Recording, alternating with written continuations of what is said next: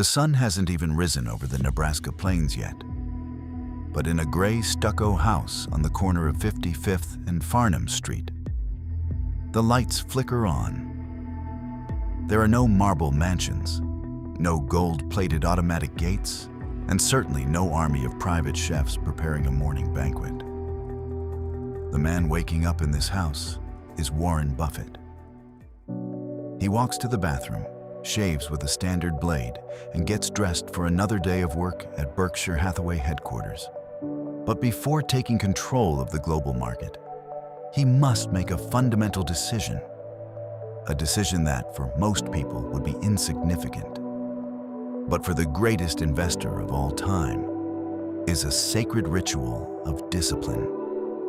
Warren walks to his old Cadillac, starts the engine, and drives exactly 5 minutes to the local McDonald's drive-thru. However, what he orders to eat does not depend on his appetite. It depends on something much colder and more calculating. The performance of the New York Stock Exchange, while the world watches candlestick charts and macroeconomic indicators. Warren Buffett watches his car's center console. He looks at the market and decides if his breakfast will cost $2.61,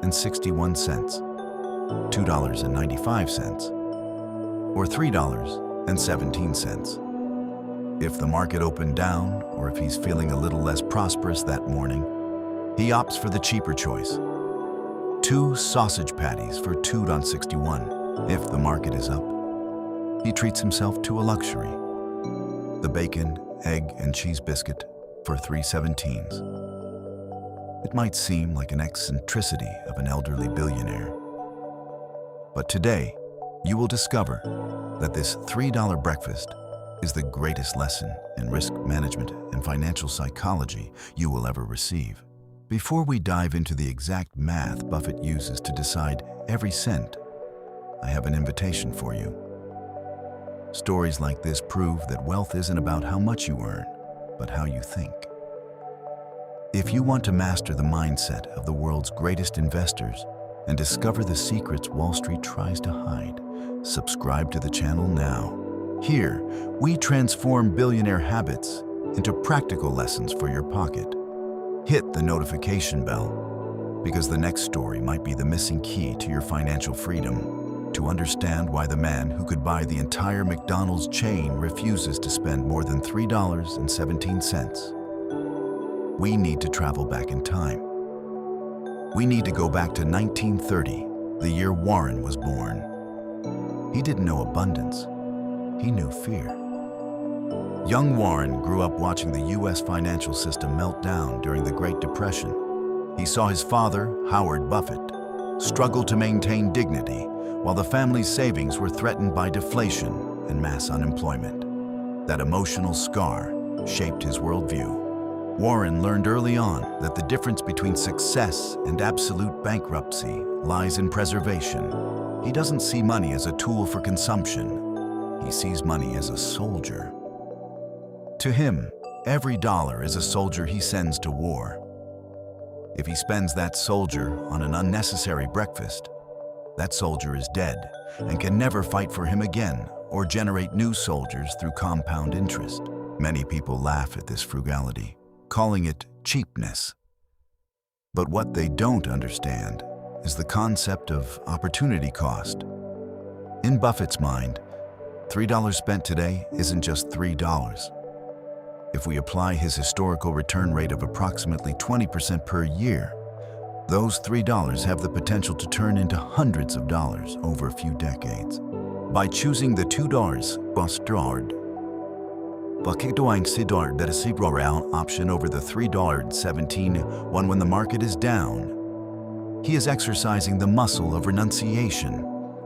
He is training his brain to never become complacent with waste, no matter how rich he becomes. Buffett's routine is a study in noise reduction. We live in an era of decision fatigue. The average CEO makes thousands of decisions a day, many of them useless, like what to wear or what to eat. Buffett simplified his life to the extreme to save his mental energy for what truly matters: the allocation of billions of dollars. He doesn't want to spend 10 minutes discussing a brunch menu. He wants the same items, in the same place, at the same predictable price. This predictability gives him the clarity needed to analyze balance sheets while chewing his sausage sandwich. He knows he will have to decide the fate of massive companies like Apple or Coca-Cola during business hours. He cannot afford to waste his decision power on morning futilities. Bill Gates, his longtime friend and travel companion, has repeatedly reported the cultural shock of living with Warren.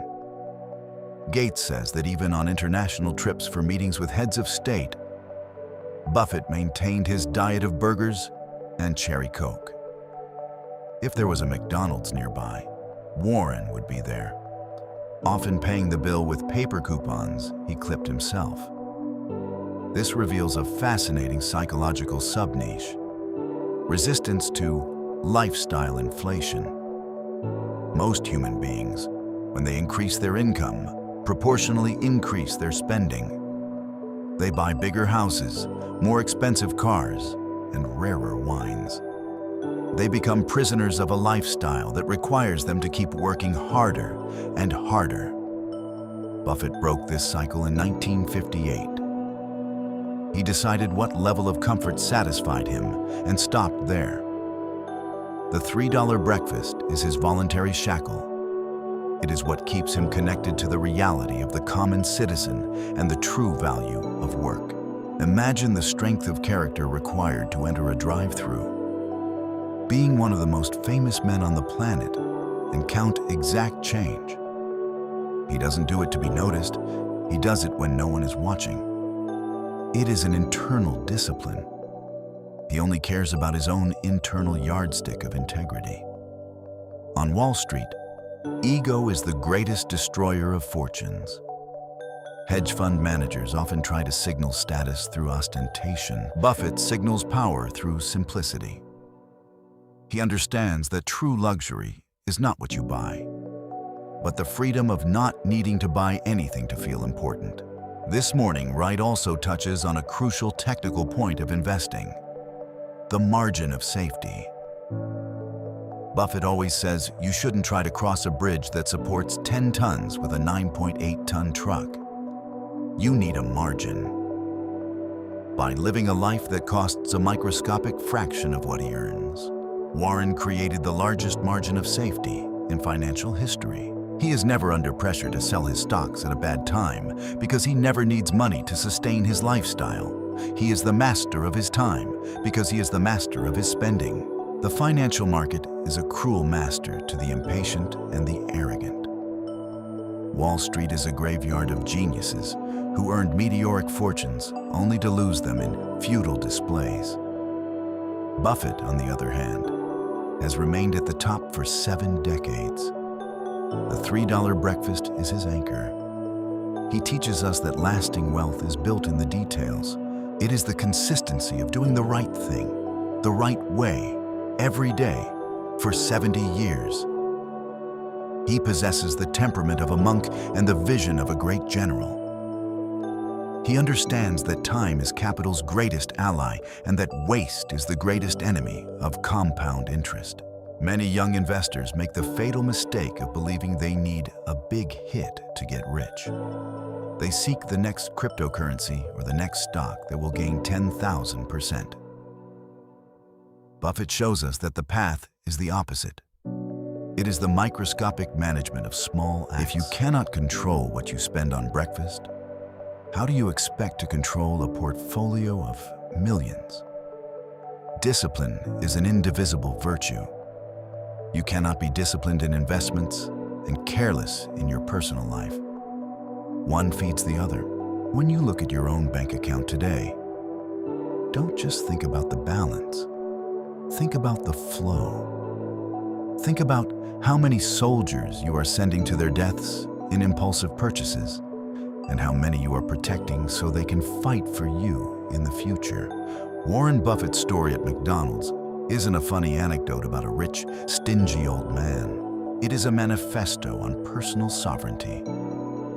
It is about deciding that you are the one who defines your value. not the brands you consume or the restaurants you frequent. Success leaves clues, and Buffett's trail leads directly to the Omaha drive-thru. He is the greatest philanthropist in history, having donated tens of billions of dollars to charity. Yet, he still feels satisfied saving 50 cents on a sausage sandwich. This duality is what makes him fascinating. He is generous with the world, but rigorous with himself.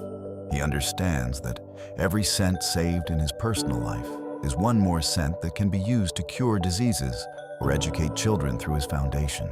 In the end, Buffett's lesson is about freedom. By not needing luxury, he became the most powerful man in the financial market, as no one can buy him and no one can tempt him with promises of status. He already has everything he needs in his 1958 house and on his $3 menu. If you want to walk this path, start small. Start by analyzing your own habits. Ask yourself if you are buying something because you truly need it, or because you want to fill a void that consumption will never be able to fill. Next time you face a buying decision, remember Warren Buffett's Cadillac parked at McDonald's. Remember that true genius is not the one who earns the most, but the one who retains the most and invests best. Money is an excellent servant, but a terrible master. Ensure you are in command. If you want to continue exploring the depths of the Oracle of Omaha's mind and discover the secrets that made him a living legend, subscribe here. In the next video, we will reveal the mystery of his flip phone and why he refused to use an iPhone for years despite being Apple's largest shareholder. Get ready, because the logic behind it will challenge everything you know about technology and progress. Until the next story.